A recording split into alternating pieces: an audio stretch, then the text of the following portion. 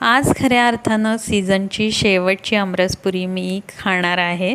तर त्यासाठीच आजचा बेत आहे आमरस आणि पुरी. तर कमी तेल पिणारी पुरी कशी बनवायची घरच्या घरी याचा व्हिडिओ देखील आहे आपल्या चॅनलवरती, जरूर एकदा बघा. आणि या ठिकाणी आमरसपुरी तयार आहे. खूप सुंदर झाली होती आमरसपुरी. आणि दुपारी आमच्या इकडं आठवडी बाजार भरतो, तर तिथून ही सगळी भाजी आणली होती.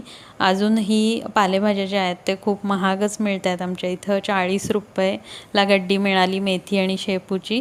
तर भाज्या बाजारातून आणल्या की त्या साफ केल्याशिवाय मला फ्रीजमध्ये ठेवूच वाटत नाहीत. त्यामुळं आधी मी या पालेभाज्या साफ केल्या, पावटा साफ केला आणि उद्या डब्यासाठी भेंडी करणार होते, तर भेंडी देखील मी इथं चिरून ठेवलेली आहे.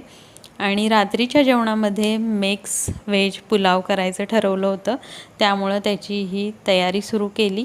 आणि इथं हा गरमागरम मिक्स व्हेज पुलाव.